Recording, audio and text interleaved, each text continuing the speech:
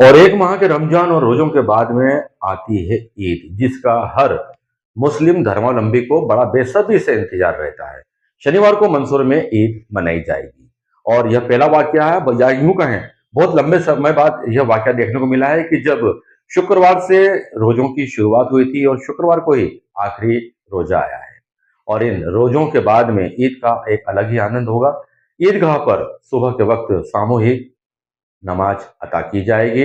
वहीं पर आखिरी जुम्मे के दिन आज मस्जिदों के अंदर विशेष नमाज अता की गई है। बड़ी संख्या में रोजेदार और नमाजी यहाँ पर एकत्र हुए, जिन्होंने इस विशेष नमाज में सहभागिता की। इसी मौके पर हमने चर्चा की है शहर काजी साहब से और जाना हमने इस ईद पर्व के बारे में।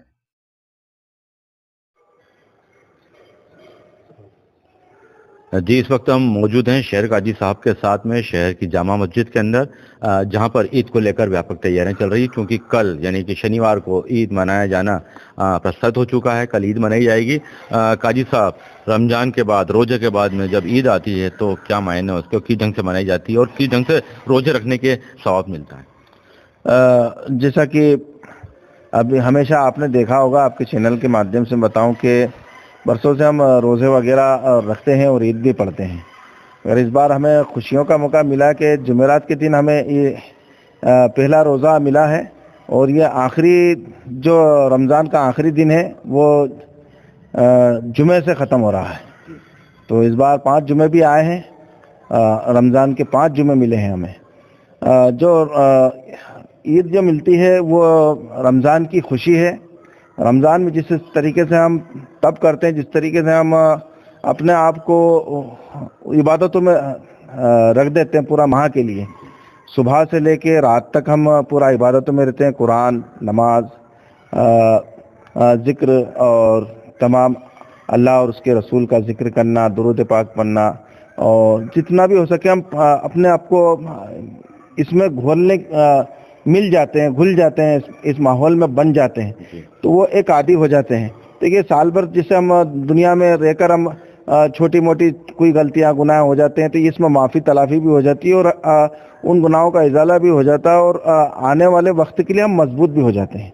ये रमज़ान हमें कुछ मजबूती के लिए भी आया है कि मजबूत बनाने के लिए भी आया, जिम्मेदार बनाने के लिए भी आया है, क्योंकि एक माह हम कोई चीज़ को करते हैं कंटेस्ट, एक महीने तक कोई चीज़ को करते रहते हैं, तो एक जिम्मेदार बन जाते हैं।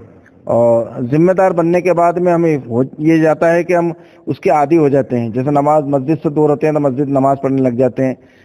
एक दूसरे के हक को जो अदा करने वाला जो मामला है, जैसे रमज़ान में हम ज़कात अदा करते हैं, गरीब, मिस्कीन, यतीम, बेवा, लाचार, उनकी मदद के लिए हम डोनेट भी करते हैं, उनके साथ अच्छे सलूक करते हैं, उनका साथ कपड़े लगते हैं। और जिस तरीके से हम अच्छे कपड़े पहन रहे हैं तो वो भी अच्छा पहने, हम अच्छा रोज़ा इफ्तार कर रहे हैं तो वो भी अच्छी रोज़ा इफ्तार करे, वो भी अच्छी सहरी करे।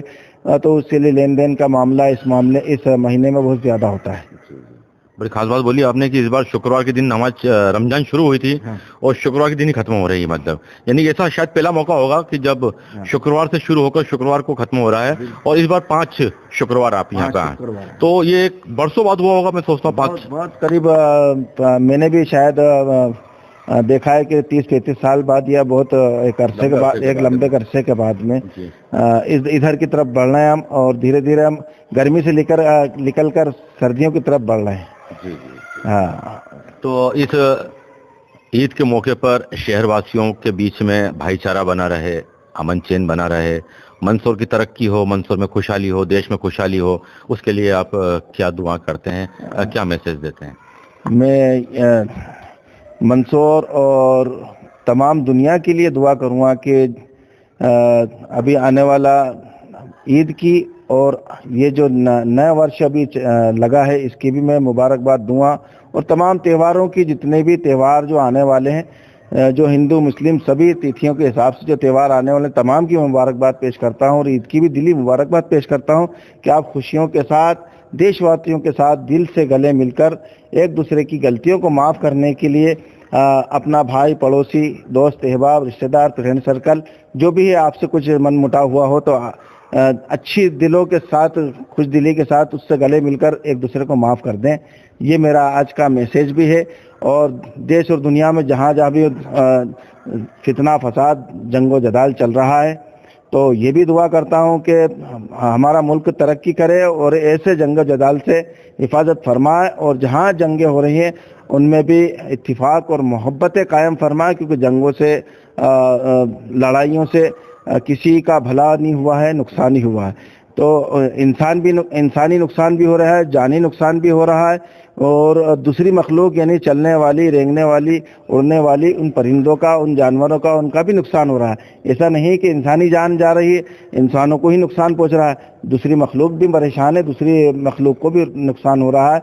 तो इससे देश और दुनिया दोनों खतरे में, और ये पृथ्वी खतरे में है, और ये पर्यावरण खतरे में है। तो दुआ करना, सभी को दुआ करना चाहिए कि ये जंगो जदाल रुक जाए और नफरतें हटकर मोहब्बतें कायम हो जाए, एक देश दूसरा देश मिलकर तरक्की करे, हमारा देश भी तरक्की करे, हम मिलकर इस देश को मजबूत बनाएं, हमारे राष्ट्र को मजबूत बनाएं। यही हमारा मोटो और संकल्प भी होना चाहिए कि हम अगर देश का एक बंदा भी अगर गलत रास्ते पे जाता है, जैसे नशे की तरफ जाता है, तो लड़ाई झगड़े फितने फसाद को जन्म देता है।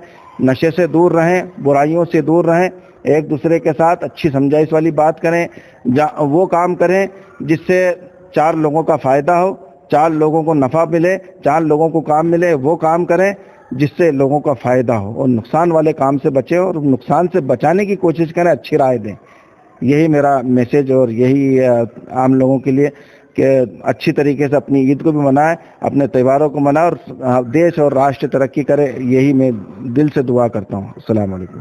बेशक बहुत अच्छी दुआएं करी है साहब आपने कि देश की तरक्की हो, मुल्क की तरक्की हो, इंसान की तरक्की हो, साथ साथ जो इस पृथ्वी पर रहने वाले जीव जंतु हो उनका भी वो भी सुरक्षित रहें।